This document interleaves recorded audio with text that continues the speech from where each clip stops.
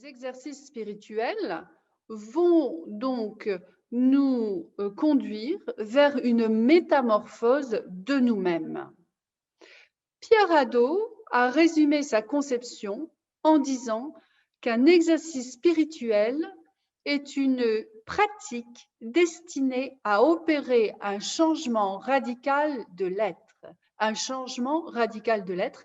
Alors, il y a un terme qui correspond à cela dans le vocabulaire religieux, mais aussi psychiatrique, c'est le terme de conversion. La conversion, ça désigne un changement profond et radical. Donc, le terme clé de cette présentation d'Arnold Davidson, de l'ouvrage de Pierre Hadot par Arnold Davidson, est le mot orientation. C'est d'ailleurs un terme que reprendra Kant dans son opuscule intitulé « Qu'est-ce que s'orienter dans la pensée ?» en 1786, suite aux accusations de Jacobi qui attaquait alors l'Aufklärung tout entière. L'Aufklärung, c'est-à-dire les Lumières, c'est-à-dire un mouvement de pensée et qui ne veut se diriger que selon la raison. Donc, quelle est la singularité de cette orientation dans la philosophie antique ? Cette orientation donc repose sur un exercice qui vise à reprendre chacun des aspects de la vie quotidienne, mais surtout, pour cela, interpréter la vie quotidienne, faire le bilan de ses actions. C'est pourquoi la compréhension est d'abord au cœur de l'exercice spirituel et de l'exercice philosophique. Cette compréhension repose sur deux étapes qui mènent à la détermination des actions et à l'orientation prise. Tout d'abord, il est nécessaire donc de pratiquer un bilan, de relever les faits et les pensées de la vie quotidienne.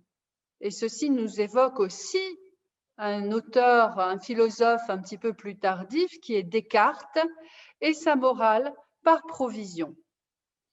Ensuite, et par rapport à ce bilan, on dresse une série de propositions qui fournira à la décision les maximes de l'action. Il s'agit alors de la phase pratique et la philosophie est certainement d'abord une pratique. Dans la Grèce antique, on applique ces pensées. Socrate refusera d'échapper à sa sanction parce qu'il applique sa pensée et son enseignement consistait à dire aux jeunes gens qu'il fallait respecter les lois de la cité.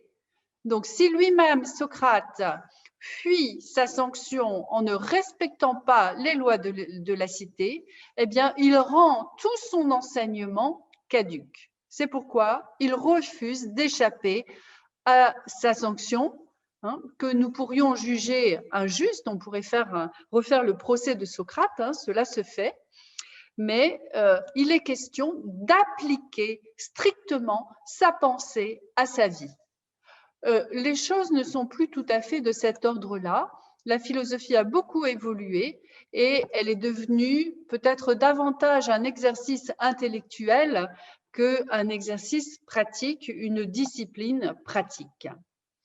La singularité de chaque approche et de chaque exercice se situera donc au niveau de l'interprétation des données de l'existence, d'une part, et de la pratique de l'exercice visant à la transformation de l'autre.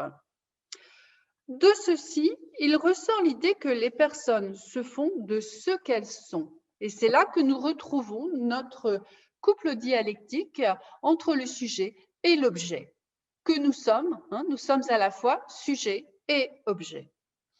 Et nous verrons tout au long de l'histoire de la philosophie que cette idée évolue en direction de la constitution de la subjectivité, parce que l'analyse de l'objet que nous sommes, tout en étant sujet, eh bien, Cette analyse, nous fournir des outils pour nous faire une idée de ce qu'est notre subjectivité, c'est-à-dire ce qui constitue aussi notre sujet, ce qui nous constitue en tant qu'acteurs dans le monde.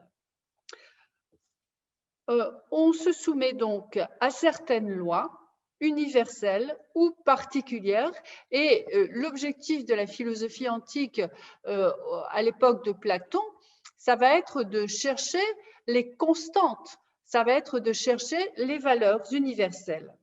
Mais on passe chez Platon encore par le mythe, par le théâtre. Il ne faut pas négliger l'apport du théâtre tragique grec à la philosophie. L'œuvre de Platon est absolument remplie de citations d'Euripide. Donc, on cherche à s'améliorer, à trouver des invariants et puis à se mettre au diapason.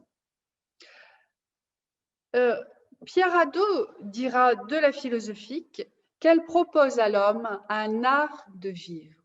Art de vivre. Il ne dit pas une théorie, il ne dit pas des préceptes, il dit bien un art de vivre.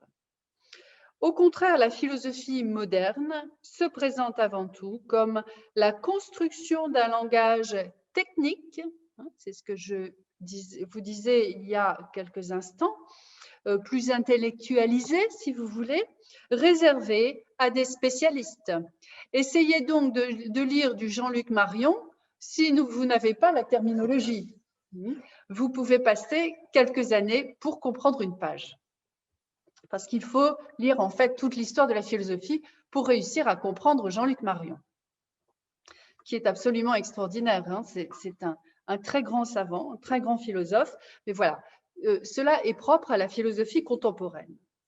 Donc, ceux qui ne s'impliquent pas dans la pratique philosophique, tout en tenant malgré tout un discours apparemment philosophique, seront appelés des sophistes. Parce que, en fait, il y a un décalage entre leurs paroles et leur manière de vivre. Ils ne cherchent pas la vérité, ils cherchent la simple vraisemblance du discours, et le concept de vraisemblance sera étudié par Aristote dans la poétique. Le sophiste, dont Platon se raillera beaucoup, se caractérise par le fait qu'il ne pratique pas l'exercice spirituel relatif à la philosophie, mais concentre toute son énergie sur le discours en tant que tel, sur l'apparence du vrai. Ça ne vous fait penser à rien aujourd'hui? Qui sont les sophistes aujourd'hui? Les sophistes, on les rencontre, le sophisme, on le rencontre dans le marketing ou dans la politique. Il faut sembler avoir raison. Donc, c'est l'apparence du vrai plutôt que le vrai. Pour le dire autrement, le sophiste ne s'engage pas dans la pratique philosophique, à l'instar du philosophe ou du penseur qui précéda le philosophe. Avant, Platon parle plutôt de penseur présocratique, même si Pythagore utilise le terme de philosophe. Aussi, ne trouvera-t-on chez lui nulle détermination morale de l'action. Et on pourrait se poser la question de savoir aujourd'hui si la politique est une science morale. Ce n'est pas toujours le cas. En revanche, Platon assimile donc le politique au sophiste. Donc, selon Pierre Hadot, toute assertion doit être comprise dans la perspective de l'effet qu'elle vise à produire, et non comme une proposition exprimant adéquatement la pensée et les sentiments d'un individu. Donc, l'exercice spirituel, en ceci, se définit par une conversion, une transformation, une métamorphose de l'adepte qui reçoit l'effet de la parole du maître. C'est à cette condition que la parole peut porter l'adepte vers une transformation, vers aussi un engagement. Et nous rejoignons là aussi la pensée chrétienne. Cet effet, nous le retrouvons chez Aristote quand il aborde la notion de catharsis. La catharsis, c'est la purification. Et Aristote conseille à ses lecteurs de se rendre aux pièces de théâtre, d'aller voir les pièces de théâtre, mais surtout les tragédies. Les tragédies, parce que les tragédies, voir une tragédie, cela nous purifie de nos passions. Bon, il n'y a que deux passions hein, chez Aristote, c'est la peur et la pitié. Mais voilà, nous sortons différents, nous avons vécu une expérience qui va nous changer, nous métamorphoser et nous faire accéder à un plus grand bien. Il y a aussi cet effet, cette notion d'effet chez Socrate, qui lui s'exerce à la sagesse dans un souci de cohérence. Par l'exercice spirituel, donc celui que nous appellerons l'adepte ou l'élève, s'affranchit de toute passivité par rapport au monde. C'est-à-dire que l'élève qui reçoit aussi la parole du maître, du philosophe, hein, qui le guide, et puis qui va intérioriser cette parole, est tout sauf passif. Il est actif vis-à-vis du monde et il exerce toute sa responsabilité.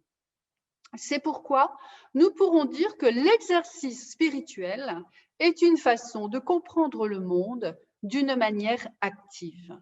J'analyse des données qui m'entourent et j'adopte une position, un positionnement par l'exercice de ma compréhension qui suivra telle ou telle orientation selon les écoles. Dans les écoles de Pythagore, eh bien, l'idée, ça va être de tout mettre en commun, hein, ce qui donnera beaucoup plus tard le communisme platonicien dont nous connaissons l'histoire hein, tout au long de l'histoire des idées et de la philosophie, notamment de la philosophie politique. Donc, la mise en commun, l'idée de mettre en commun pour pouvoir se détacher, elle est déjà chez Pythagore, c'est-à-dire au VIe siècle avant Jésus-Christ. Donc, en cela, quand j'exerce ma compréhension, eh bien, je m'engage ou ne m'engage pas dans certains états du monde, tout en sachant pourquoi. Donc, l'homme va se chercher lui-même, il se met en scène aussi, il a besoin de se mettre en scène pour se voir en tant qu'objet. C'est la pensée de la représentation, donc qui permet la critique, la distance critique, qui permet le commentaire, qui permet tout également de tirer les leçons nécessaires à l'acquisition de la sagesse et qui permet par suite de prendre la mesure de sa pensée, de son attitude, de son action et de savoir qui l'on est. Et sache qui tu es, c'est une des maximes du Charmide, j'en reparlerai. Donc nous avons là une sagesse pratique. L'acquisition de la sagesse pratique suppose donc une certaine expérience. Et ce n'est pas un hasard si le genre humain a tendance à considérer les personnes plus âgées comme plus sages. En tout cas, c'était le cas quand j'étais encore enfant. Hein. Le grand-père et la grand-mère savent, et en Afrique, cela est vraiment très, très présent. C'est encore le cas dans les sociétés traditionnelles. Tout simplement parce que c'est l'âge qui permet de faire l'épreuve des événements et que c'est aussi à travers l'épreuve des événements que l'on acquiert le sens et la connaissance de ce qu'il faut faire. Le bon sens que louait vraiment beaucoup Descartes. Mais il y a une autre source de connaissance qui nous permet de juger l'action humaine, qu'elle soit éthique ou politique, et il s'agit du théâtre et de la littérature. Théâtre et littérature mettent en effet en scène l'action humaine. Ils permettent de connaître l'homme, mais aussi la décision, le dialogue intérieur. Ils proposent des explications esthétiques de la détermination, ou en tout cas des expositions esthétiques de la détermination. Et ça, c'est vraiment fondamental, puisque on va articuler le beau à la morale, à l'éthique. Ils fournissent des mythes là où l'explication rationnelle est soit absente, soit insatisfaisante. Donc, il ne faut pas négliger cette thématique de la mise en scène. Et cette mise en scène, eh bien, l'importance de la mise en scène, vous savez, quand on se pense soi-même, on se met soi-même en scène. Ça, on le retrouve dans Shakespeare, hein, avec les 7 âges de l'homme, mais on le retrouvait déjà chez Pythagore, et je ne résiste pas au plaisir de vous lire ce petit extrait tiré du livre 2 des Tusculanes de Cicéron, où on voit apparaître la première occurrence du terme philosophos, le philosophe. Au témoignage d'Héraclide du Pont, Pythagore aurait eu un entretien avec Léon, le tyran de Plion. Il y a beaucoup de tyrans à cette époque-là, mais aujourd'hui aussi. Hein. Comme ce dernier admirait son génie, lui demandant sur quel art il s'appuyait, Pythagore aurait décliné l'épithète de sage, sophos, et répondu qu'il était philosophos. Léon s'étonna de ce terme et demanda quelles étaient les différences entre les philosophes et les autres hommes. Pythagore répondit que la vie humaine était comparable à ces assemblées où se rendait la Grèce lors des grands jeux. Les uns y viennent pour lutter et obtenir une couronne. D'autres cherchent à y faire du commerce. Les autres, enfin, viennent pour voir simplement ce qui se passe au jeu. De même dans la vie, les uns sont esclaves de la gloire, les autres de l'argent, mais d'autres plus rares observent avec soin la nature. À mi-chemin du Dieu et de l'homme, le philosophe sera désormais cet être énigmatique qui jette un regard serein sur le théâtre de l'existence. Et on imagine qu'à la fin du spectacle, il saura relever son manteau sur l'épaule droite et partir avec le geste d'un homme libre.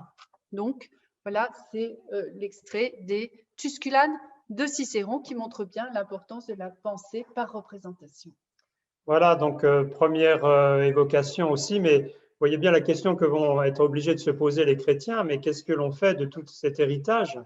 Comment se situer face à cette immensité de la philosophie grecque? Alors, je disais tout à l'heure, comment allaient se situer les chrétiens face à cet ensemble très riche, très structuré, très polyphonique, hein, vous l'avez compris, de la philosophie grecque.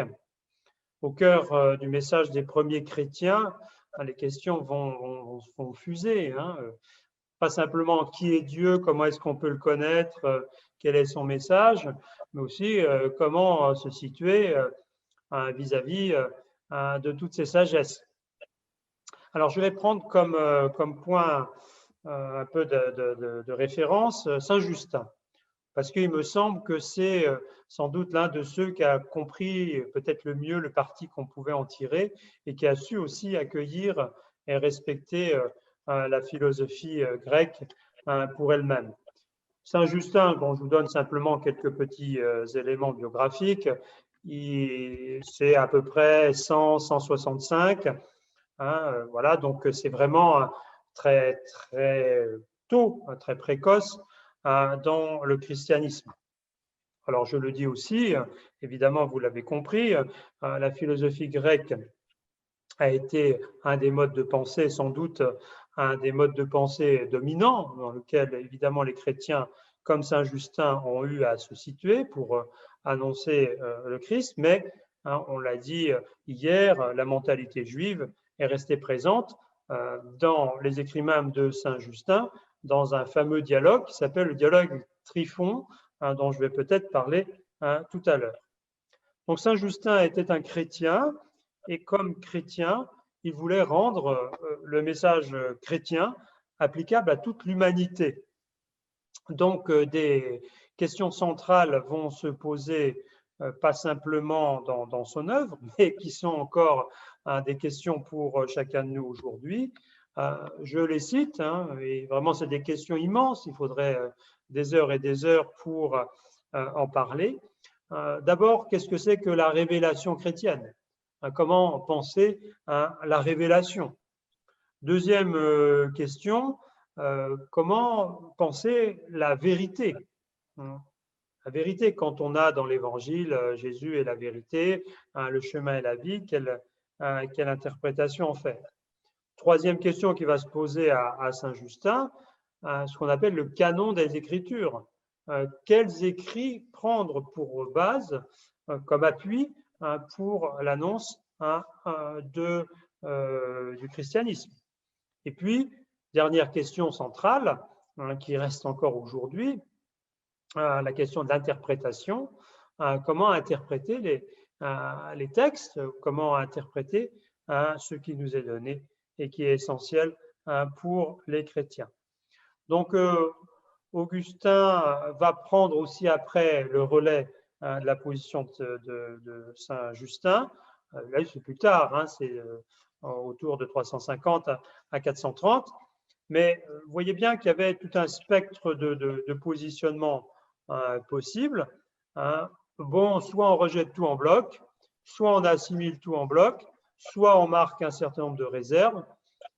Et évidemment, si on retient aujourd'hui la postérité de Saint Justin, c'est parce que sur les 4 points que je vous ai indiqués, il y a vraiment une recherche essentielle qui a été faite. Alors, premier point, donc je l'avais annoncé, la révélation. Comment Dieu se révèle-t-il? C'est une question importante, évidemment, encore pour aujourd'hui. Pourquoi est-ce qu'il aurait préféré la révélation chrétienne au platonisme? Bon, à la limite, on peut se poser cette question-là. Pour lui, il y a pour Saint Justin, il y a 2 témoignages essentiels.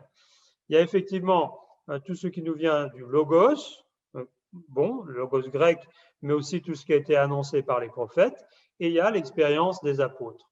Or, il faut se fier, dira d'abord Justin, à l'expérience des apôtres. La vie chrétienne doit se comprendre dans cette chaîne ininterrompue de témoignages qui nous vient des premiers disciples. Donc la révélation, ce n'est pas un concept, c'est d'abord une expérience. Ce n'est pas une idée, c'est d'abord une incarnation vécue. Deuxième point que je vous avais indiqué, la recherche sur le concept de vérité. C'est évidemment un peu logique que dès qu'on s'interroge sur la nature même de la révélation, on s'interroge sur la vérité. Il est important de se rappeler qu'il y avait différentes conceptions de la vérité du temps de Saint Justin. La vérité en grec, c'est l'aletheia, mais c'est aussi l'expérience. Il y a vraiment un contraste, disons ça comme ça, entre l'être dans la vérité, tel un peu que pense Platon, et la manifestation de la vérité dans le christianisme, qui est d'abord liée à une personne.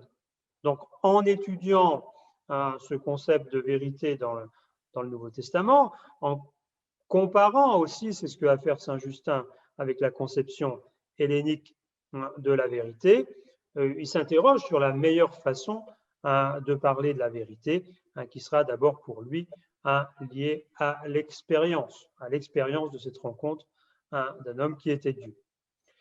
Mais, troisième point, cette question de la vérité ne peut pas être traitée sans faire référence au canon des Écritures.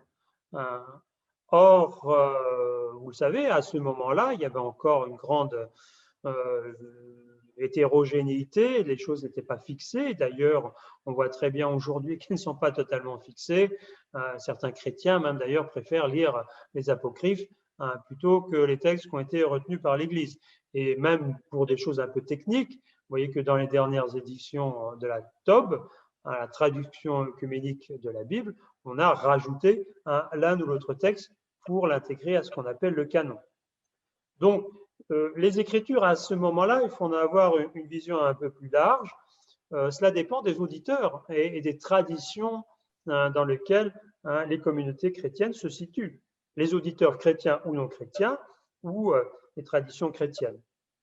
Donc, Justin va qualifier certains écrits d'évangiles, d'autres, il va les qualifier de mémoire, et le rapport aussi à l'Ancien Testament, là, ce qu'on appelle aujourd'hui la Première Alliance, est loin d'être stabilisé.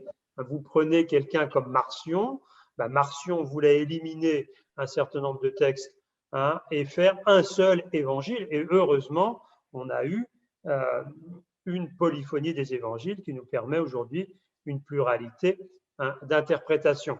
Donc, quatrième point que j'invoquais, la question de l'interprétation. Elle va se jouer non seulement avec les Grecs, mais aussi avec les Juifs, pour essayer de dire que l'interprétation chrétienne est la vraie interprétation. Ce qui, évidemment, suppose de réélaborer le rapport à la loi, le rapport aux prophètes, le rapport à la première alliance. Donc, vous voyez, sur ces 4 piliers fondamentaux au cœur du christianisme des premiers siècles, qui est Dieu, comment pouvons-nous le connaître, quel est son message, quels sont les écrits authentiques, quels standards nous avons besoin pour croire, la loi est-elle toujours valide? Bien évidemment, les débats pouvaient être vifs. Et c'était une époque, évidemment, très, très ouverte sur des questions aussi massives que celle-là. Peut-être qu'aujourd'hui, on constate, à contrario, une certaine fermeture. D'ailleurs, tous les littéralismes, les fondamentalismes, et pas simplement, évidemment, dans le christianisme, manifestent cette fermeture plutôt qu'un vrai débat, une vraie qualité de travail, de recherche ensemble. Donc, je vous ai cité un des textes qui me semble important de Saint Justin, c'est ce dialogue avec Tryphon. Alors, bon, certains vont dire, bon, ce n'était pas un dialogue, mais plutôt un discours construit. Bon, ce Tryphon, soi-disant un sage juif, en fait, bon, c'est Saint Justin qui parle. Bon, d'accord, on ne va pas rentrer dans le débat technique sur l'originalité, l'authenticité et la qualité du dialogue avec Tryphon. En tout cas, sachez que c'est un travail important que Saint Justin a voulu faire pour montrer comment Dieu nous parle. Alors, la conception de Dieu dans le dialogue avec Tryphon, elle est tout à fait intéressante parce qu'il montre que, s'adressant à celui qui est représenté comme un peu le représentant des Juifs, eh bien, il n'a pas une vue complètement différente de celle des Grecs, des gentils. Et il veut montrer, Saint Justin, que les uns et les autres ont peut-être même des bases assez analogues. Je me réfère spécifiquement au dialogue avec Tryphon au chapitre 5. On voit que Saint Justin en appelle au Timée de Platon pour montrer que, en fait, dans l'un et l'autre cas, du côté juif et du côté grec, on présente Dieu comme inengendré, incorruptible. Or, on voit bien effectivement que là, ce que Saint Justin met un peu aussi en évidence, et peut-être même un peu en cause, c'est l'imprégnation grecque dans le judaïsme. Et les philosophes, Saint Justin va le dire de façon très très large, n'ont pas eu une connaissance totale de Dieu. Donc, ils ont eu simplement c'est déjà pas mal, des approches de Dieu par les prophètes. Ils ont pu avoir des parcelles du Verbe. C'est cette fameuse théorie, vous l'avez reconnue, ceux qui connaissent, du logos, des semences du Verbe, qui sera reprise par le Concile Vatican II, notamment dans le dialogue interreligieux. Donc voilà, l'idée centrale, c'est que les philosophes, qu'ils soient grecs ou d'ailleurs juifs, n'ont pas connu l'intégralité de la révélation qui est donnée en Jésus-Christ. Ils n'en ont connu que des semences, que des parcelles, que des parties. Or, je crois que c'est très très juste et très bon que le Concile Vatican II ait repris cette théorie des semences du Verbe, parce que nous avons à chercher, comme chrétiens, la vérité partout où elle se trouve. Donc, les études de Saint Justin l'ont conduit à chercher cette révélation de Dieu, et cette enquête sur Dieu montre qu'il lui a fallu élaborer progressivement une méthode pour mieux l'appréhender.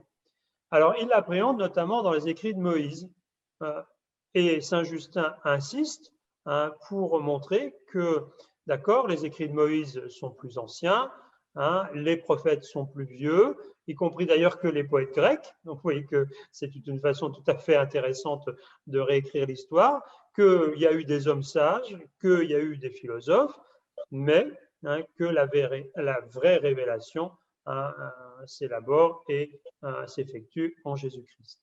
Et donc, il ne faut pas vous étonner d'un certain nombre d'anachronismes hein, qui sont faits à cette époque par des gens aussi érudits que Saint Justin.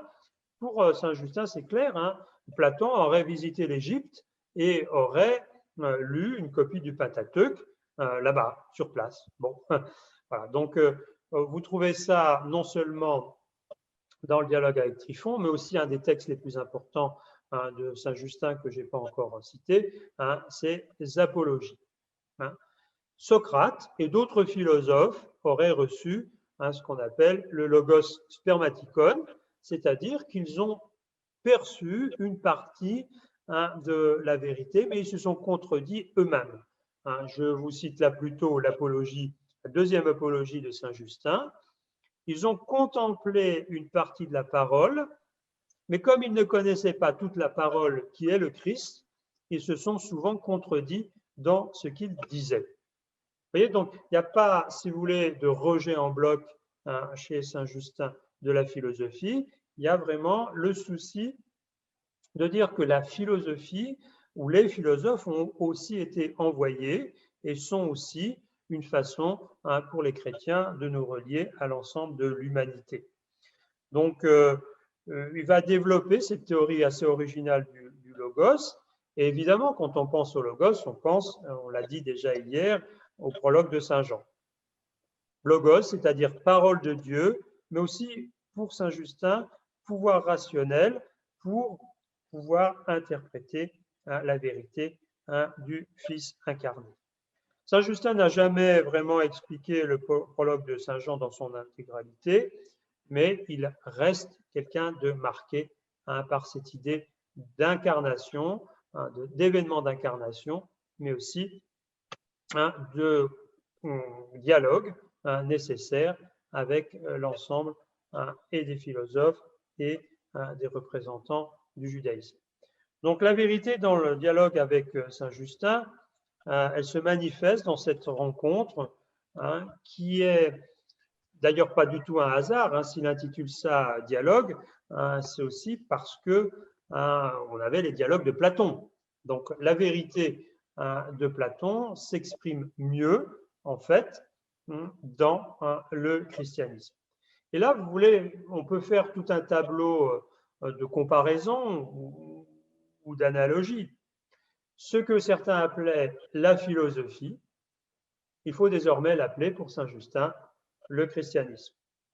Ce que certains appelaient une science, il faut désormais lui la qualifier de foi. Si il y avait dans l'Antiquité des écoles avec des adeptes, eh bien, il y a désormais la vérité de la voie chrétienne. Et les philosophes s'appelaient eux-mêmes philosophes, mais pour Saint Justin, les chrétiens doivent désormais prendre le relais, s'appellent eux-mêmes les chrétiens. Parce que la vraie philosophie, et c'est un point sur lequel les développements pendant toute l'histoire de l'Église seront constants, la vraie philosophie, c'est le Christ. Et pour la philosophie antique, comme pour une partie de la philosophie chrétienne contemporaine, la seule philosophie possible, c'est la philosophie du Christ. Les chrétiens sont en possession de l'ensemble de la vérité. La philosophie grecque en a une compréhension imparfaite parce qu'un certain nombre d'erreurs y étaient encore présentes. Donc on pourrait dire, en termes un peu techniques, qu'il y a une forme d'eschatologie réalisée dans le christianisme qui est la vraie philosophie. Et ce terme vraie philosophie va être pris aussi par saint Augustin. Donc ça peut vous sembler un peu curieux et puis peut-être un peu excessif, mais c'est comme ça que se constitue l'apologétique. Saint Justin fait appel au bon sens, peut-être à la compréhension un peu implicite, mais il veut montrer que le christianisme a ses lettres de noblesse. Donc il parle à la fois pour les chrétiens, mais il parle aussi à ceux qui sont stoïciens, platoniciens, péripatéticiens, en montrant qu'il n'y a pas forcément comment dire, voilà, d'écart absolu. Que, voilà, il n'est pas de ceux qui disent que les philosophies sont de l'ordre de la superstition, parce que d'ailleurs l'argument était aussi en sens inverse. Pour un des philosophes, le christianisme était une superstition. Il veut montrer une certaine compatibilité. Donc Saint Justin va être un des grands architectes de ceux qui veulent convaincre de la vérité de la doctrine chrétienne, de sa supériorité. Le problème est que, en son temps, les philosophes étaient encore puissants, et les philosophes, évidemment, n'allaient pas aussi être convaincus aussi facilement que Saint Justin le pensait. Mais en prenant cette stratégie un peu de dire qu'il y a une sorte de philosophie primitive et unique et qui se révèle dans le Christ, il trouve là une modalité tout à fait probante, qui est encore évidemment qu'on peut encore reprendre aujourd'hui. Le christianisme est pour lui la seule et la vraie philosophie sûre et profitable, susceptible d'offrir la démonstration de cette excellence. Voilà, donc vous voyez, par rapport à d'autres pères de l'Église comme Tertullien, Tertullien qui disait mais qu'est-ce qu'on a à voir, qu'est-ce qu'on a à voir avec ces philosophes, Saint Justin est dans une voie beaucoup plus de compromis. Bon, le platonisme, le stoïcisme n'ont pas accédé encore en plénitude à la vie divine, à la création de l'univers, au destin de l'homme, mais ils peuvent être, disons-le comme ça, peuvent être des balises, peuvent former une préparation à la vérité de l'Évangile. Je conclus, je pense que Saint Justin est un élément essentiel, d'ailleurs, toute la tradition chrétienne le retient comme essentiel. Et il a su porter sur la philosophie païenne un jugement qu'on peut qualifier d'équitable. Il a su reconnaître que le platonisme et le stoïcisme portaient des idéaux qui pouvaient être nobles et généreux. Et avant même la christianisation de l'Empire romain, il a pu montrer effectivement qu'il y avait une recherche à mettre en place entre la foi et la raison. Je pense que voilà, ce qu'a voulu faire Saint Justin n'est pas dépassé, c'est peut-être même indépassable. En tout cas, c'est une des figures qui me semble les plus attirantes et les plus originales de l'Église ancienne. Et on peut souhaiter encore aujourd'hui, c'est vraiment un enjeu, que ce dialogue entre foi et raison puisse être perpétué. Saint Augustin le dira, on reviendra peut-être sur Saint Augustin demain, il faut croire pour comprendre et comprendre pour croire. Ce qu'on appelle le cercle herméneutique, j'aurai l'occasion de le dire. Croire pour comprendre, bien entendu, la foi est nécessaire, mais il faut aussi comprendre. Ce qu'on appelle l'intelligence de la foi est plus que jamais nécessaire. On peut se demander effectivement encore aujourd'hui si cet idéal qui nous a été légué est d'actualité. Moi, je le pense véritablement.